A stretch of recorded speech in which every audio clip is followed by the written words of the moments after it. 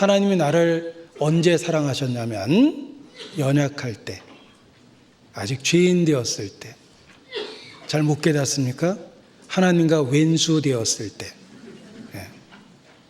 그때 나를 사랑해 주신 거예요. 그냥 내 있는 모습 그대로 형편없는 나를 그대로 받아주신 겁니다. 그래서 그리스도의 사랑이 우리를 강권하시는 거예요.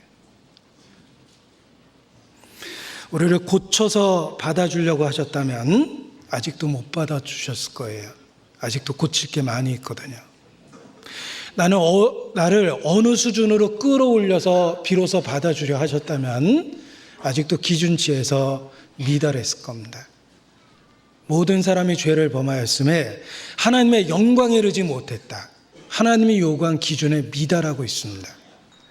나를 고쳐서 받아주려고 하셨다면 아직도 못 받아주셨을 거예요. 그런데 있는 모습 그대로 그냥 날 받아주셨어요. 연약할 때, 죄인 되었을 때, 하나님과 원수 되었을 때 그냥 있는 모습 그대로 받아주셨기 때문에 그 사랑을 크고 놀랐다라고 고백하게 되는 것입니다. 도대체 내가 어떤 상황에서 구원을 받았는지를 다시 한번 기억해 보십시오. 연약할 때, 죄인 되었을 때, 원수 되었을 때 우리를 받아주신 것입니다.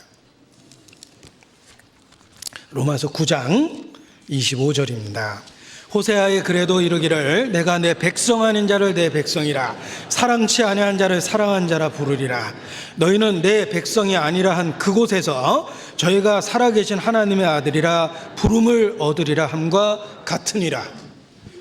너희는 내 백성이 아니라, 내가 갖고 있는 현재 모습은 도저히 받아줄 수 없는 모습입니다.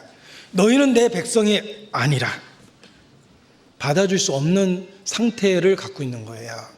그런데 놀라운 건 바로 그곳에서 저희가 살아계신 하나님의 아들이라 부름을 얻으리라. 형편없는 나를 받아주신 거예요. 있는 모습 그대로. 하나님의 백성이라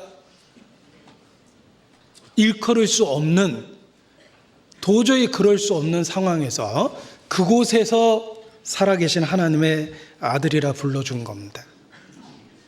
백성이라고 불러도 과분한데 아들이라는 신분으로 불러준 거예요. 그곳에서.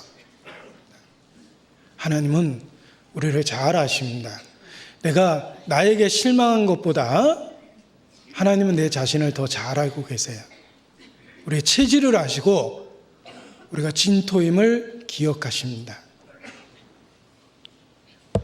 내가 너무 늦게 내 자신의 실체를 발견했기 때문에 나에게 실망할 수 있습니다. 내가 정말 그런 수준인지 잘 몰랐거든요. 벌레 같다고 그랬죠? 구더기 인생이라고 그랬죠? 내가 주 앞에 이렇게 우매무지한 짐승이 오나, 성경에 그런 표현이 있지만 설마 이게 나에 대해서 하는 표현일까 전혀 공감하지 못했던 때가 있습니다. 그런데 어느 날 정말 벌레 같고 만물의 찢기 같고 주 앞에 우매무지한 짐승 같고 구더기 같다라는 사실을 알게 돼서 내 자신에 대해서 놀래고 당황했던 때가 있는데, 놀라운 건 주님은 당황하지 않았다는 겁니다. 왜냐하면 그런 나를, 나도 몰랐던 나를 정확하게 알고 있는 상태에서, 그 상태에서 그곳에서 하나님의 아들이라 불러주셨기 때문입니다.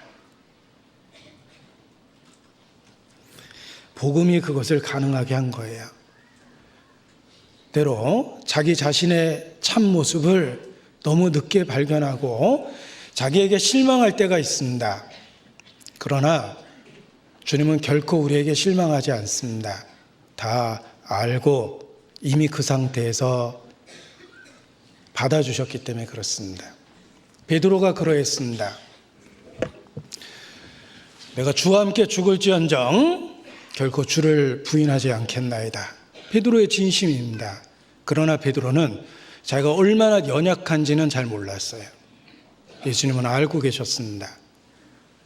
내가 오늘 나를 닭이 2번 울기 전에 3번 부인할 것이다. 그날 밤 베드로는 예수님이 말씀하신 것처럼 면전에서 예수님을 부인하고 저주합니다. 스스로도 놀랐을 거예요. 불과 몇 시간 전까지만 해도 자기는 정말 주님과 함께 죽을 거라고 생각했는데 베드로가 몰랐던 건 자기가 얼마나 연약한지를 몰랐던 거예요.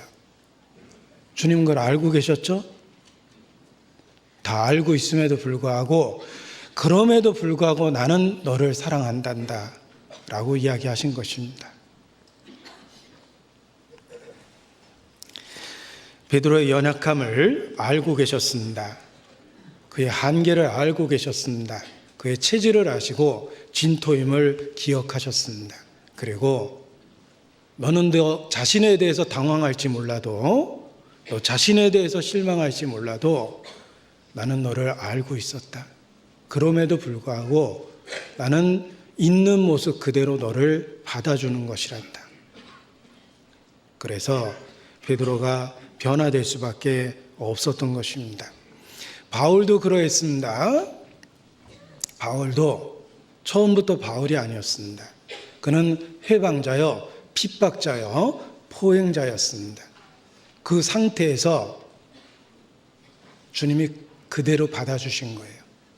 다메섹 도상에서 놀라운 은혜로 나타나시고 그의 인생을 막아서시고 생명의 길로 돌이키도록 인도해 주셨습니다.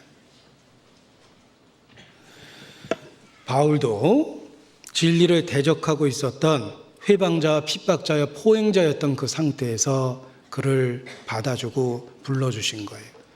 하나님의 사랑은 우리의 있는 모습 그 위치에서 우리를 받아주십니다. 따라서 새삼 자기의 연약함을 발견했다고 해서 자기에게 실망할 필요 없습니다.